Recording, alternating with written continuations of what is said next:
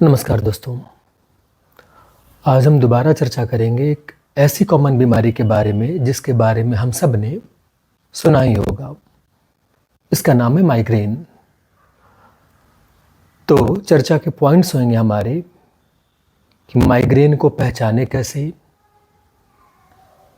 इसको जानने के लिए या इसको इन्वेस्टिगेट करने के लिए कोई टेस्ट या जांच या इन्वेस्टिगेशन ज़रूरी है या नहीं, यह किस एज ग्रुप में या किस तरह के लोगों में ज़्यादा मिलता है, यह आपके लाइफस्टाइल को या आपकी ज़िंदगी को कितना प्रभावित कर सकता है,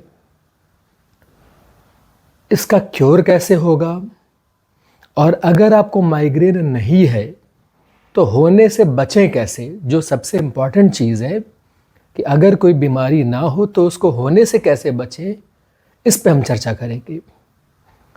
तो शुरुआत करते हैं, माइग्रेन क्या है। तो माइग्रेन एक तरह का सिर दर्द है जो टिपिकली पल्सेटाइल लाइक धड़कता हुआ, पल्सेटाइल हेमिक्रेनियल पेशेंट कहता है कि मेरे सिर में दाहिनी तरफ या बाईं तरफ किसी एक तरफ में तेज पल्सेटाइल सिर दर्द होता है। यह सिर दर्द शुरू में कम इंटेंसिटी का होता है, मीठा मीठा दर्द होता है। जैसे जैसे वक्त गुजरता जाता है सिर दर्द का तेजी या इंटेंसिटी बढ़ते जाती है। इस हेडेक की फ्रीक्वेंसी भी बढ़ते जाती है, जिसको हम लोग हेडेक डेज कहते हैं अपने मेडिकल टर्म में। तो पेशेंट बोलता है कि शुरू में मुझे डॉक्टर साहब महीने में या 2 महीने में एक बार सिर दर्द ऐसा तेज सा हुआ करता था जो आधे सिर में रहता था। अब यह धीरे धीरे हर महीने होने लगा है। पिछले कुछ महीनों से तो हर 15 दिन में या हर सप्ताह में होने लगा है, और पिछले 1-1.5 महीने से हमें यह सप्ताह में 2 बार या 3 बार होने लगा है। मतलब कि माइग्रेन धीरे धीरे इंटेंसिटी बढ़ाता जाता है, मतलब सिर दर्द बढ़ता जाएगा। इसका ड्यूरेशन, एक बार में यह अगर सिर दर्द का अटैक आया या एपिसोड आया तो वह एपिसोड कई घंटे तक, 4 घंटे से लेकर के 8-10 घंटे तक लास्ट कर सकता है। और यह जल्दी जल्दी होना शुरू करेगा। पहले जो महीने में एक बार होता था वो अब सप्ताह में एक बार होगा, या सप्ताह में 2 बार 3 बार, या हो सकता है कि हर रोज होना शुरू कर दे। जब यह माइग्रेन के एपिसोड काफ़ी तेज हो जाते हैं, काफ़ी लंबे समय तक चलते हैं, तो इनको स्टेटस माइग्रेनस कहते हैं। खैर, अब क्या माइग्रेन में केवल सिर दर्द ही होता है? माइग्रेन में सिर दर्द के अलावा कुछ और भी चीज़ें होती हैं जिनमें पेशेंट कहता है कि सिर दर्द के अलावा मुझसे शोरगुल बर्दाश्त नहीं हो रहा, बच्चे बात कर रहे हैं, लोग बात कर रहे हैं, मेरे से बिल्कुल झेला नहीं जा रहा। सूरज की तेज रोशनी या लाइट के बल्ब की लाइट, वो भी मेरे से बर्दाश्त नहीं हो रही।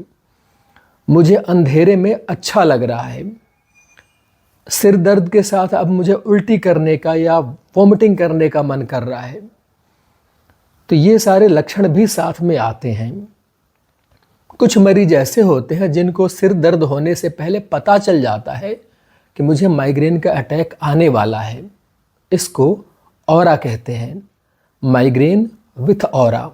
यह सारे पेशेंट्स में नहीं होता। लगभग 25 से 30% पेशेंट ऐसे होते हैं जिनमें माइग्रेन आने के पहले उसके लक्षण आने शुरू हो जाते हैं और मरीज को लग जाता है कि अब आधे घंटे, 1 घंटे या अगले दिन मुझे माइग्रेन आएगा या सिर दर्द होगा। इसमें पेशेंट को काम में मन ना लगना, या कानों में घंटी बजना, या शरीर में कोऑर्डिनेशन, हाथ पैर से चीज़ें छूट जाना, हाथ से चीज़ें छूट जाना, कोऑर्डिनेशन की कमी, या आँखों के आगे कुछ रेंगते हुए लगना, या फ्लैशेस ऑफ लाइट दिखना, यह चीज़ें पता चलनी शुरू हो जाती हैं उन पेशेंट्स में। तो वो पेशेंट समझ जाते हैं कि अब शायद मुझे अब कल या परसों तक सिर में तेज दर्द होगा। तो वो प्रोफाइलेक्टिकली मेडिकेशन से शुरू कर सकते हैं, जो हम बाद में चर्चा करेंगे। इसे हम ऑरा कहते हैं। अब अगला क्वेश्चन है कि क्या यह सिर दर्द केवल बड़ों में होता है, या बूढ़ों में होता है, या बच्चों में भी हो सकता है? तो लेटेस्ट लिटरेचर के हिसाब से किसी भी उम्र के एज ग्रुप में यह माइग्रेन का एपिसोड आ सकता है। बच्चों में भी आ सकता है, बड़ों में तो होता ही होता है, बूढ़ों में भी हो सकता है। पुरुषों की तुलना में महिलाओं में हार्मोनल इम्बैलेंसेस के कारण माइग्रेन के एपिसोड्स ज़्यादा पाए जाते हैं। रेशियो डिफर कर सकता है, महिलाओं में 4 से 5 गुना ज़्यादा होगा पुरुषों की तुलना में, यह रेशियो अल्टर कर सकता है। तो बड़े जो होते हैं वो तो सिर दर्द को बता देंगे कि मेरे सिर में दर्द हो रहा है और आधे सिर में दर्द हो रहा है, सिर का दर्द धड़कता हुआ से या पल्सेटाइल पता चल रहा है। बच्चे कैसे बताएंगे?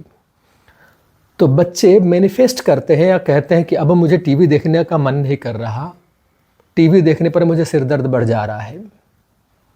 या मोबाइल पे वो जो रोज़ बैठ के रील देखते रहते थे, अब वो मुझे मोबाइल भी देखने का मन नहीं कर रहा, इससे भी सिर दर्द बढ़ जा रहा है। तो आप बच्चे को लेकर के डॉक्टर के पास जाएं। हो सकता है कि यह विज़न का इश्यू हो, देखने का चश्मे का कोई दिक्कत हो, या हो सकता है बच्चों में माइग्रेन का शुरुआत हो रहा हो। क्या यह माइग्रेन की बीमारी परिवार में चलती है, जेनेटिक होती है? हाँ जी। अगर माँ को या पिताजी को या दोनों को हो माइग्रेन की शिकायत, तो ऐसे बच्चे जो बच्चे होंगे उनके में माइग्रेन के होने की संभावना नॉर्मल बच्चों की तुलना में 2 से 3 गुना ज़्यादा होती है। अब मान लो कि मुझे माइग्रेन हो गया, तो मैंने अभी ऐसे ही गूगल पे सर्च करा हुआ था कि लोग माइग्रेन के बारे में क्या ढूंढते हैं। तो उस सर्च में सबसे ऊपर आ रहा था relaxation music for migraine. Mark my word, जब आपको माइग्रेन का एपिसोड आ चुका होगा तो उस वक़्त आप दुनिया की कोई सी भी म्यूज़िक सुन लें, चाहे वह शास्त्रीय संगीत हो या बॉलीवुड हो या हॉलीवुड हो, कैसा भी म्यूज़िक हो, उस म्यूज़िक को सुनने से आपके सिर के दर्द में रत्ती भर अंतर नहीं आएगा। और वास्तविकता यह है कि उस वक्त आपको गाना सुनने का मन ही नहीं करेगा। एक्यूट एपिसोड में आपके पास एक ही उपाय बचता है, दवा लेना। ठीक, अगर दवा ना हो तो क्या करें? तो उसके लिए आप अंधेरे कमरे में चले जाएं, लाइट्स ऑफ कर दें, शांत कमरा हो जहां पर किसी तरह का शोरगुल ना आता हो, और सोने की कोशिश करें या लेटने की कोशिश करें। इससे सिर के दर्द के इंटेंसिटी में या तेजी में काफ़ी आराम मिलता है। हो सकता है कि यह ख़त्म भी हो जाए। दूसरा ऑप्शन ये होता है कि सिर के ऊपर ठंडी पट्टी, कोल्ड क्लॉथ, वह रखें। उससे भी बहुत सारे मरीजों को अंधेरे कमरे में सिर पर ठंडी पट्टी रखने से सिर के दर्द में बिना दवा के भी आराम मिल सकता है। लेकिन मिल ही जाएगा आराम, इसकी गारंटी नहीं है। तो क्या करें? तो वापस वही, अपना इलाज कभी खुद ना करें, हमेशा इसके लिए एक्सपर्ट मेडिकल प्रैक्टिशनर के पास जाएं और उन्हें अपनी समस्या बताएं। अब पूछा जाता है कि क्या इसके लिए किसी जांच की ज़रूरत होगी? नहीं। माइग्रेन एक क्लिनिकल डायग्नोसिस होती है, लेकिन इसमें डॉक्टर ब्रेन का सीटी स्कैन या एमआरआई कराता है कि सिर में इस सिर दर्द के लिए और कोई बीमारी जैसे ब्रेन ट्यूमर या ब्रेन हैमरेज ऐसा कोई चीज़ तो नहीं हो गया। तो अदर बीमारियों को रूल आउट करने के लिए डॉक्टर कुछ टेस्ट्स कराएंगे। Otherwise migraine is a clinical diagnosis of exclusion, कि अगर कोई बीमारी नहीं निकल के आ रही जांच कराने में तो यह माइग्रेन ही होगा। फिर पूछोगे कि डॉक्टर साहब अब तो दर्द हो रहा है, क्या करें? तो यूजुअली मैं किसी को भी YouTube के वीडियोस देख करके मेडिकेशन शुरू करने के लिए या इलाज शुरू करने के लिए सजेस्ट नहीं करता।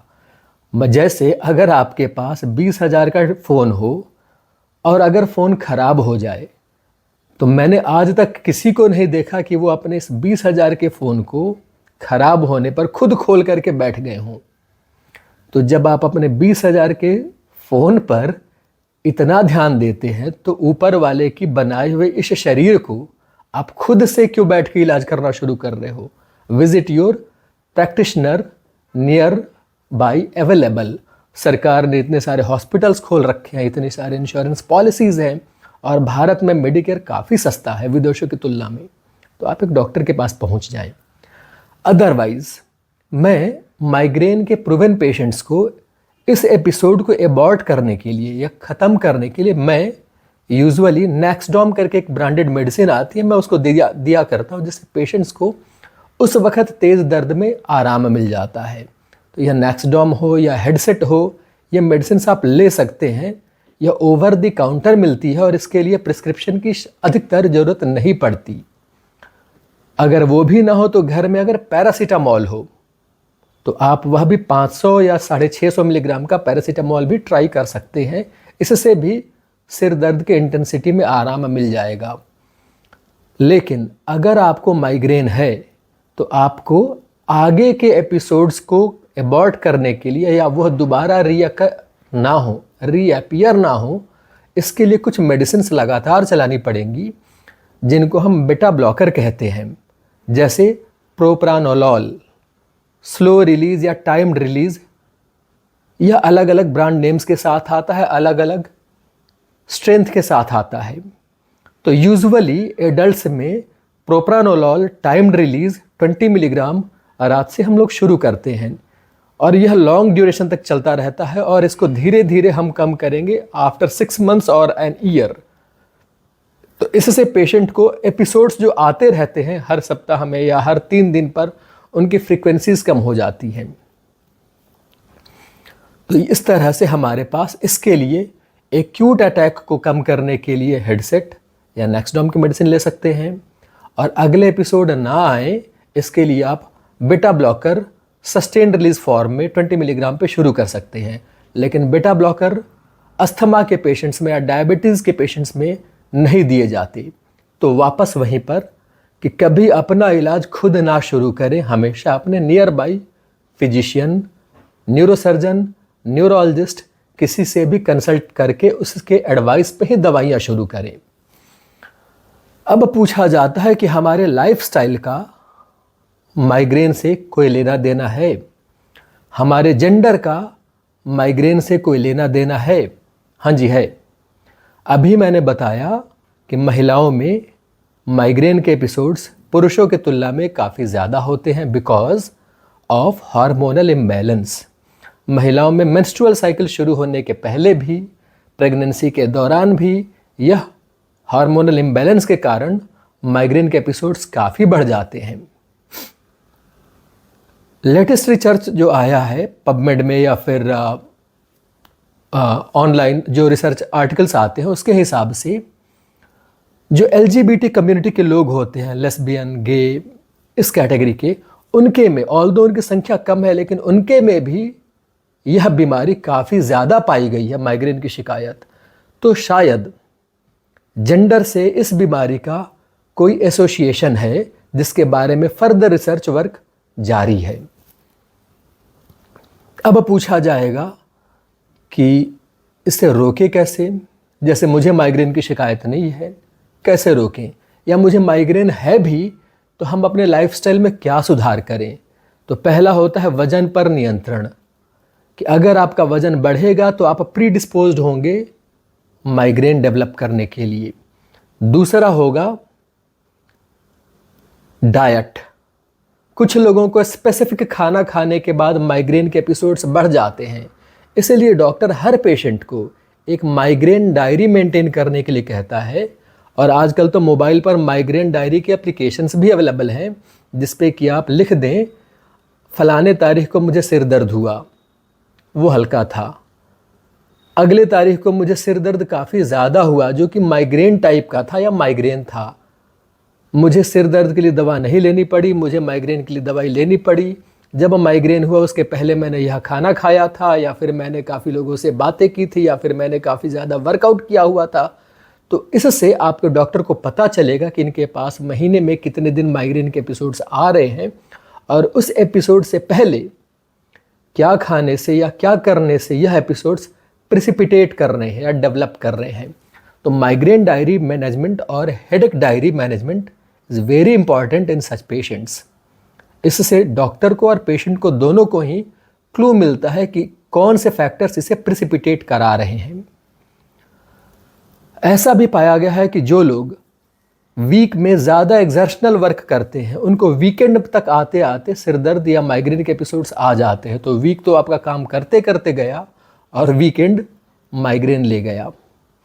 तो strenuous work, binge alcohol abuse और इर्रेगुलर स्लीप पैटर्न, कम सोना या काम से ज़्यादा सोना, यह भी एसोसिएटेड पाया गया माइग्रेन के साथ।